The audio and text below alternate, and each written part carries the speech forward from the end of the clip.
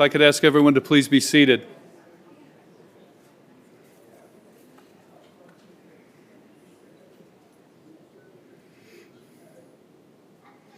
At this time, we're going to begin the funeral services here today for Mr. Norman Irving Kremen.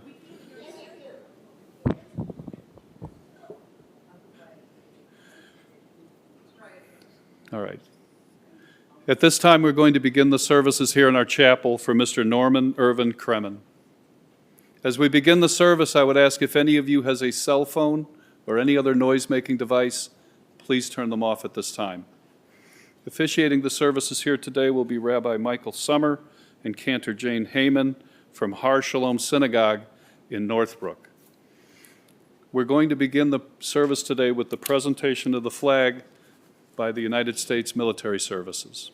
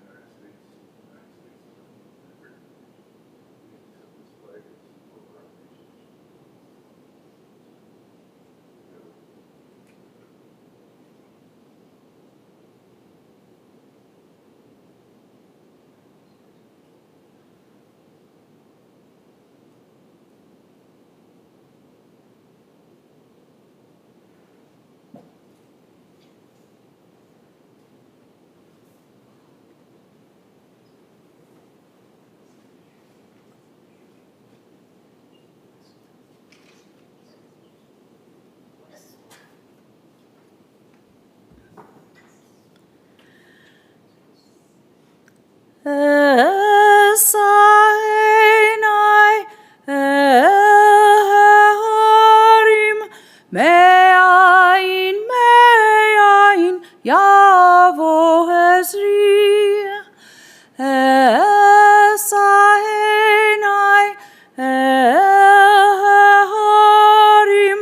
Me'ain Yavo Ezri Ezri Me'im Adonai Oseh Shamayim Varetz Ezri Me'im Adonai Oseh Shamayim Varetz.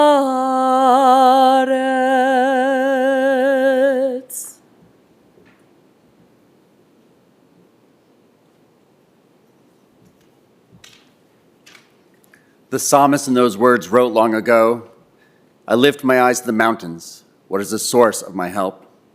My help comes from Adonai, maker of heaven and earth. God will not let your foot give way. Your protector will not slumber. See, the protector of Israel neither slumbers nor sleeps. God is your guardian. God is your protection at your right hand. The sun will not strike you by day, nor the moon by night. God will guard you from all harm.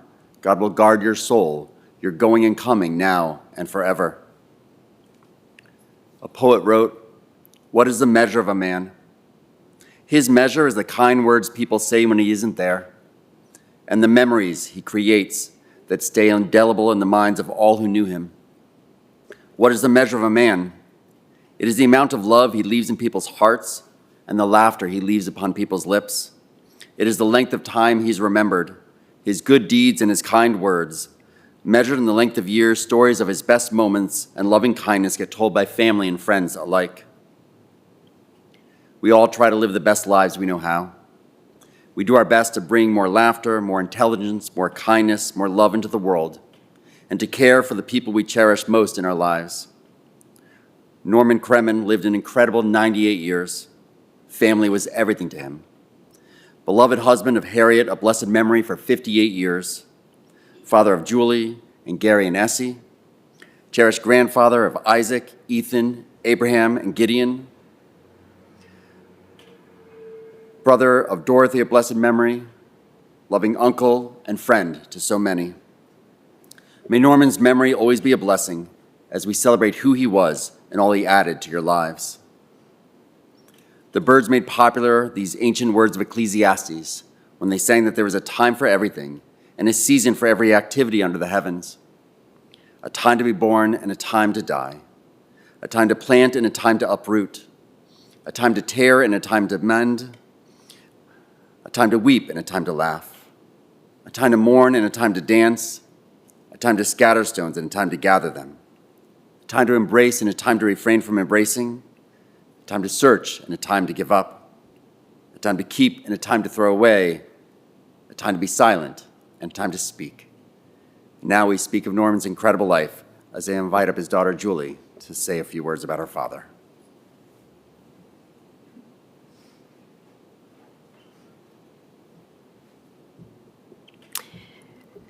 Greetings, everybody, and a special thanks to those of you who came from out of town.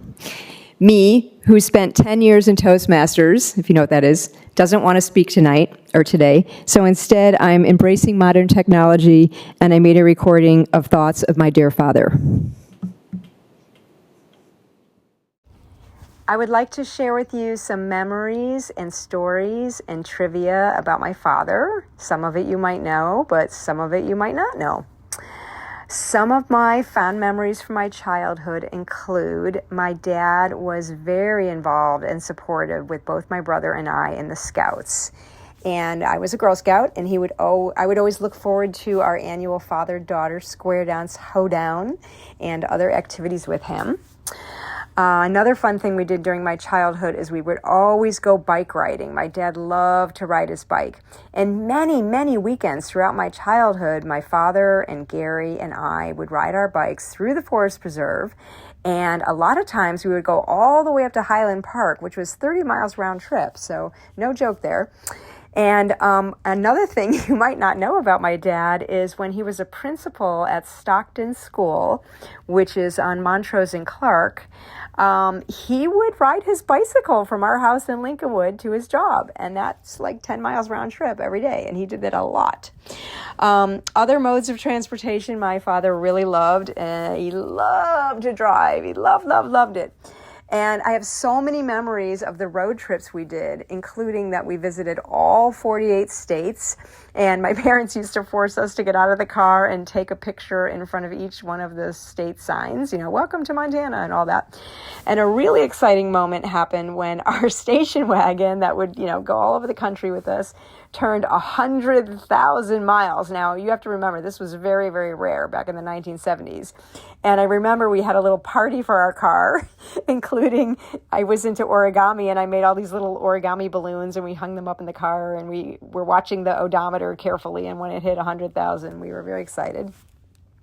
Another fun car-related story is that my father, at one point, was a driver's ed instructor. When I turned 16, I had already passed, and I got my pink slip, and I was able to go get my driver's license. But my dad said, "Oh, no, you can't go because your parallel parking skills are not up to snuff." So he made me, I was very upset about this, he made me parallel park over and over and over again.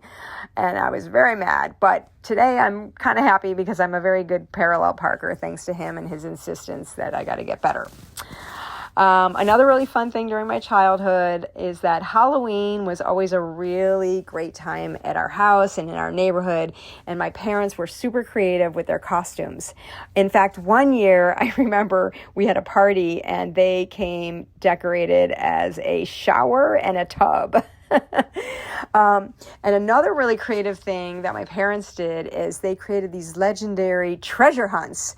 And a lot of times these were fundraisers for the two charities my mother was very involved in, which were Hadassah and AMC Cancer Research. But of course, my father got very involved in those organizations as well and always was willing to help out with whatever kind of fundraising efforts she had.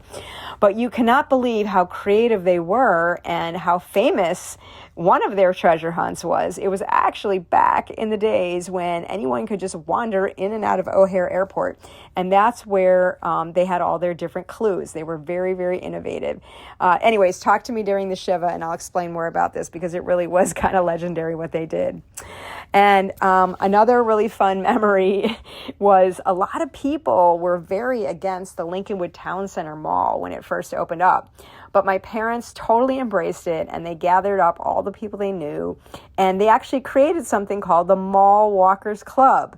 They had to go get permission to come to the mall before it opened in the morning, but they loved it. They would socialize and they would walk together in the mall, and they really created a community there in the early days of the mall, and they met a lot of new people who became their lifelong friends. And when I would come to visit, my father was always bringing me to the mall to walk, and he just absolutely loved introducing me and showing me off to all his friends. And my father carried this tradition on of walking in the mall into his 90s, and even earlier last year, when he was 98 years old, he would go in the mall to walk around. So I will always forever have fond memories of the Lincolnwood Town Center Mall. Now, here are a few facts and observations you might not know about Norman. In high school, Norman was in the following activities. He was in the honor club. He was in the orchestra because he played saxophone. He was part of the student council. He was in the biology club. He got a civic letter and also soccer. And later on in life, he learned to play the harmonica, and he had the weirdest way of playing the harmonica. He would actually play it with no hands. It was absolutely the strangest thing to watch. He would just point his chin up in the air and play this harmonica with no hands. It was very, very odd, but he was a very talented man. Another one of his talents is that he was super, super handy.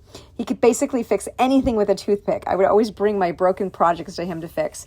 And then if it really needs special attention, he loved to use his soldering iron.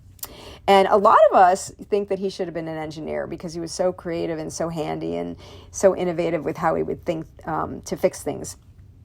One of his great passions was that he was an adamant amateur radio operator. Now, for you young people, this is a type of radio which can send out signals all across the world without the internet, and you actually have to pass a government test to get a license to operate one.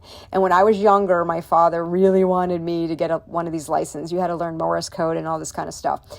But anyways, he was really into it, and in the late 1970s, our family went to Israel to visit our relatives there, and my father arranged to officially operate his little radio station out of our cousin's home in Tel Aviv. So that was pretty monumental back then.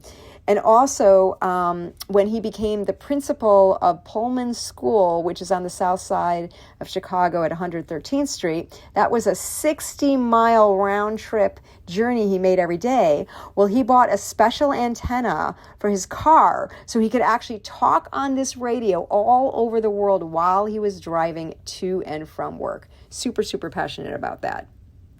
And also, all the weekends, pretty much all of them, he would be on this radio nonstop. He would get up super early at the crack of dawn in the morning because they would have these contests. And each week it was a different one. And he earned so many certificates and awards from these contests that he started having to put them on the ceiling of his little workshop downstairs because he ran out of space for all of them. And other things that he collected were in his wallet. I used to call his wallet the filing cabinet. He had so many weird and interesting things in there. It really was like a library. Every single car he used to own. He had a list of every cruise he took and the date, every country he visited. And he had this teeny weeny little address book with all of his friends' contact info in there, and on and on and on and on. But the most interesting thing that was in the filing cabinet in his wallet were all these little pieces of paper, and these little pieces of paper had punchlines on them from different jokes. And whenever you went to a restaurant with him, especially when there was a group of people, when nobody was looking, on the sly, he would kind of take these things out and he would put them beside him, and he'd sort of glance at them when you weren't really looking. And then when he could get everyone's attention, he would start telling a joke, which would come out very, very naturally. But nobody would really know that he had this cheat sheet right beside him to prompt him. But of course I knew, and I thought it was just very endearing that he did this. Another fact you might not know about Norman, my father, is that he absolutely loved big dogs. He liked all dogs, but he especially loved really big dogs. And our neighbor Sharon, whenever she would walk down the street with her dog, he would always run over and get so excited and pet her dog. So it was always kind of cute to watch him turn into a little kid whenever he was around a dog. And finally, the last thing I want to share with you are 3 things that my father was really into that had a really major influence on me. Things that I'm very passionate about today because of him, and I have him to thank for that. The first one is travel. I used to call my father the passport stamp collector. And as many of you know, he visited over 100 countries. In fact, I think it's either 108 or 118. And hey, I'm getting close. I'm not quite close, but I'm at 58 already. So I have him to thank for my passion of travel. And the second thing that I really got influenced by him on was photography. He was definitely the family photographer. We have, tens of thousands of slides in old Kodak carousels, as well as many, many, many boxes of negatives that are in the house. And because of his influence on me, I actually became a professional photographer, and I currently have a photo tour business. So I have him to thank for that. And lastly, my father had an incredible green thumb. In fact, our house was like a jungle with all his plants. Well, you know what? My house looks similar, and I have him to thank for that. It has been quite a ride having Norman as my father, and I will cherish my memories forever. On a final note, I want to express my deepest gratitude to my father's caregivers. I know that at times my father could be very stubborn and very frustrating to all of us, but especially for all of you to deal with. But I know that his big heart won all of you over, and I want to thank you for your dedication and devotion to him, for helping caring for him and keeping him alive to the ripe age of 98 years old. Without all of you, I really don't think he would have gotten that far. May Norman, my father, rest in peace, and I take comfort that he is now reunited with my mother in Rummy Cube heaven. Thank you very much. Thank you.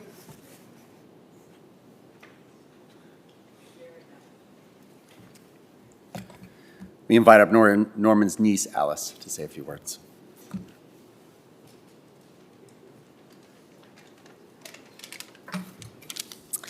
So I'm Alice Link, and my mother, Dolly, was Norman's sister.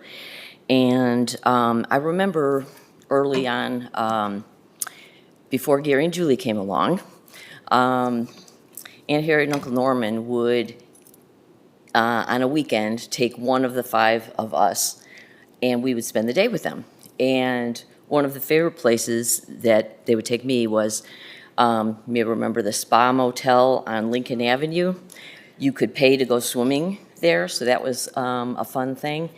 And then we would go to the Big Boy restaurant on Dempster for burgers, so I remember that very well. Another thing, whenever I would visit my uncle, my husband and I would call him the Inquisitor. He would just, pepper you with question after question after question, and just like on any and every subject, and so I thought that was kind of funny. I think Julie has inherited some of that, actually.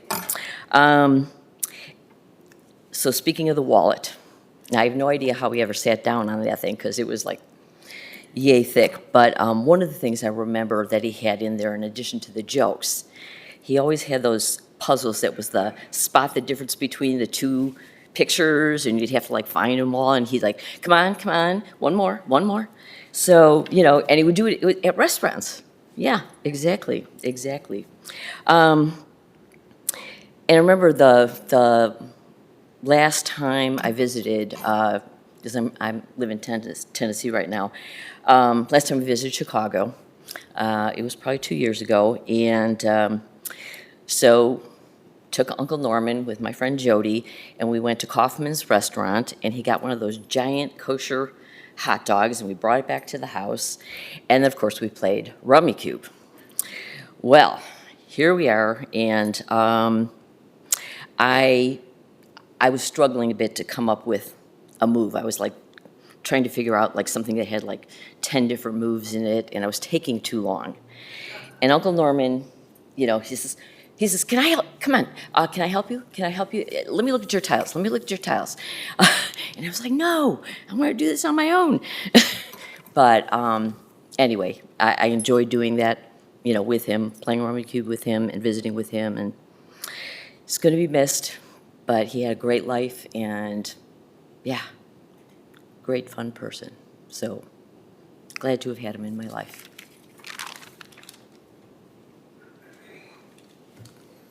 I invite Gary up to speak of his father.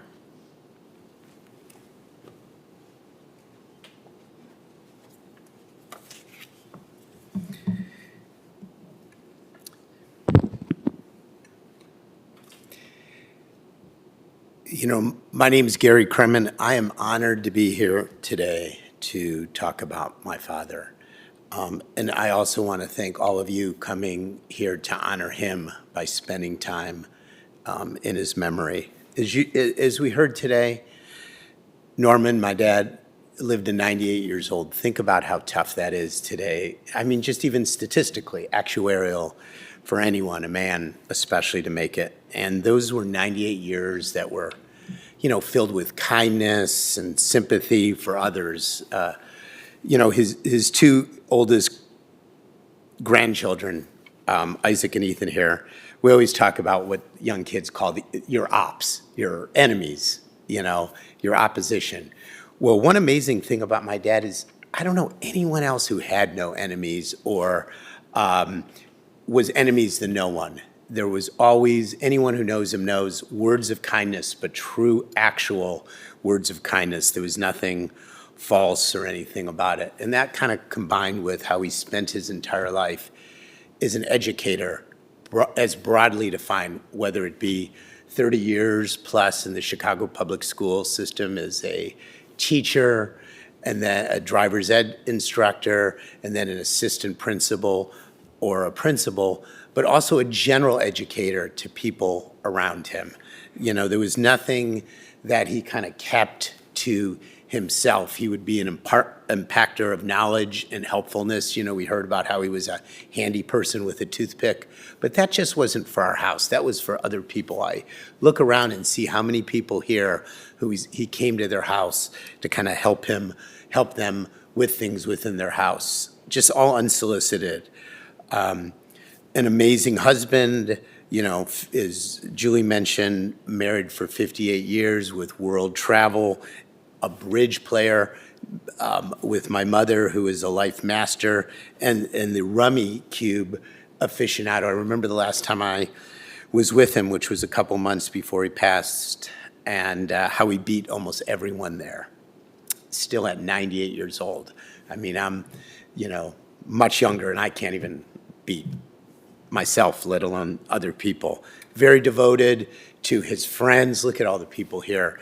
Family, students, colleagues, and the like. I mean, he was about, this is a man who is about something we don't see that much, responsibility. Think of a driver's ed instructor, or a principal or assistant principal. We don't see that. I mean, how he cared about folks, how he spent time with us. You know, how many people, I went with him to hit state number 50 by age 14. We spent 3 months of his time taking off from work, driving from Chicago to Alaska. And then when we were in Alaska, he said, you know what? I think why don't we go to Mexico? So we were sitting there in Anchorage, and he says, yeah, cars work, let's go drive to Mexico. We drove to Mexico all in one summer. I mean, who would spend time with a child like that today? You know, we heard a little bit about his passion for games, whether it be games that he'd do himself, Sudoku or Rummy Cube. I see several people here who he taught Rummy Cube to, part of that outreach, that lifelong teaching of folks and getting people together. You know, if you ever walked into our house, he would say hi, very friendly, and he goes, do you want to play a game? You know, and he would spend his time asking about people. How many people how are you doing today? You know, people are so self-absorbed. And again, he was a great neighbor, a great person, whether it would be someone he knew from Mariano's or someone he talked to on the radio where he knew everyone. You know, he'd go into grocery stores and know people by names, whether it be at the mall, walking around, or other places. You know, okay, other things, you know, we talked about his service as a leader in Cub Scouts and Boy Scouts, or his service to the community. What amazing patient man. So, you know, is there anyone else we can compare him to? It's hard for where I sit to be objective about it. And maybe, you know, I'm thinking about, and maybe this is a big reach, you know, the Torah portion where we talk about Moses being a teacher at the end of his life, and a lifelong teacher, and someone who didn't focus on himself fully. He focused on other people. I'm looking around in this crowd, and I see tons of people, almost everyone here, not everyone, but most people who he helped, taught them, helped them move on. So in closing, here was a unique individual who was not about himself, was about others, and he made the world better with no enemies. So again, I'd like to thank you all for coming, and maybe spend a little bit time reflection about the life and times of Norman Kremen. Thank you.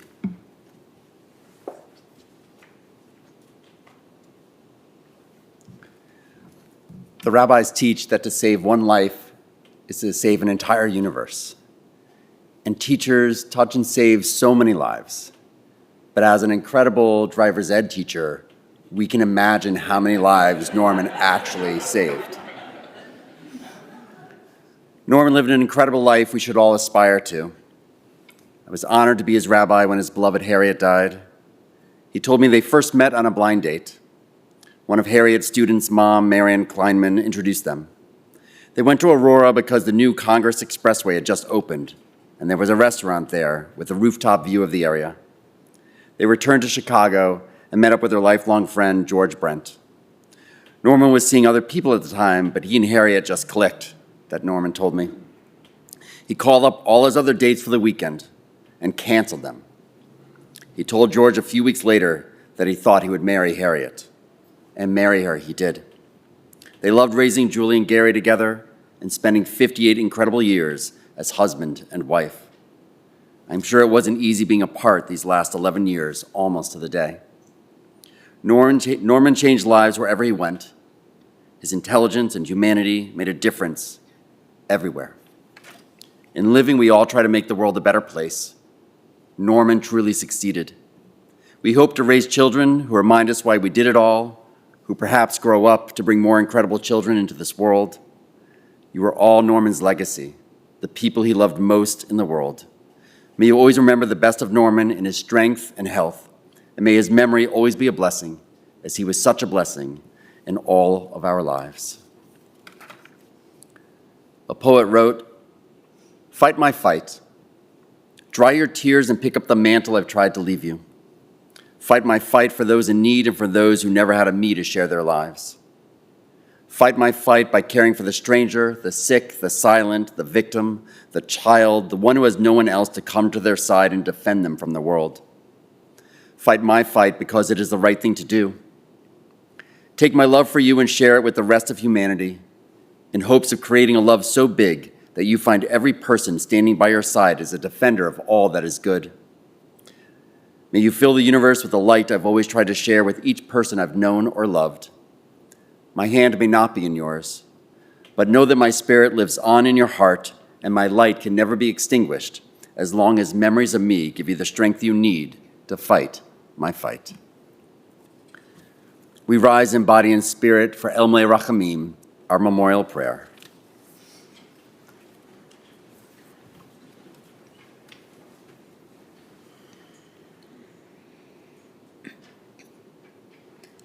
El Mele Rachamim, Shochen Bamromim,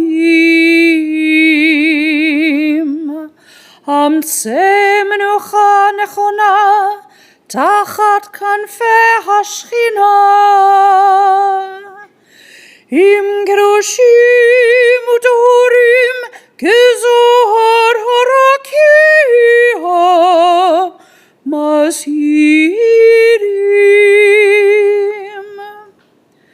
Et Nishmat Nachman Itzach ben Yehuda V'dina, Shehalach Leolamo.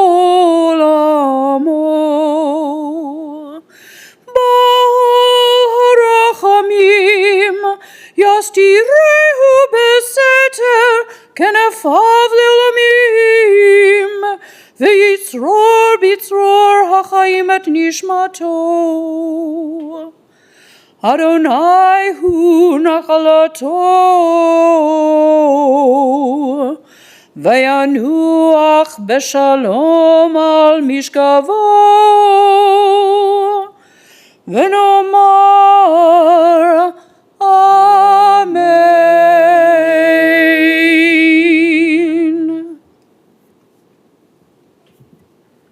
Compassionate God, eternal Spirit of the universe, grant perfect rest in your sheltering presence to Norman Kremen, who has entered eternity. O God of mercy, let him find refuge in your eternal presence and in the shadow of your wings, and let his soul be bound up in the bond of everlasting life. God is his inheritance. May he rest in peace, and let us say, Amen. Please be seated.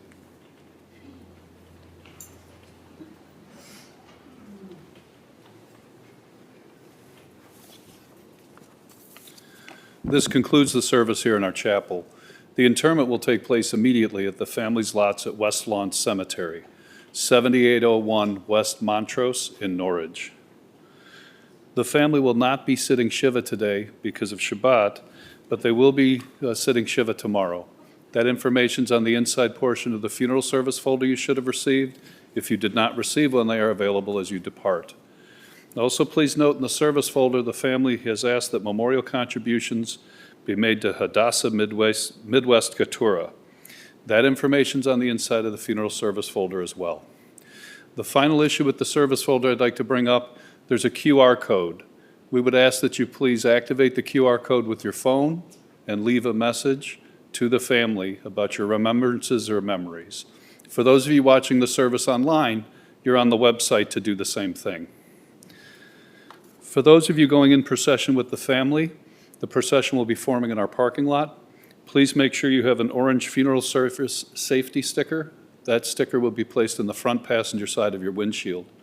We would also ask that you please have your bright headlights and flashing hazard lights on at all times. For an additional measure of safety, our staff will be placing magnetic flags on the tops of the vehicles throughout the procession. As we drive today, please drive as close as safety permits to the vehicle in front of you at all times. We want to avoid having any large spaces or large gaps in the procession, particularly as we pass through the intersections. The following individuals have been selected to act as pallbearers today, and that will be his grandchildren, as well as John Kurtz, Ian Stricker, Neil Gussis, and Ari Christofoulou. At this time, I would ask everyone to please rise as the deceased and his family and the clergy are escorted, and I would ask the pallbearers to please step forward.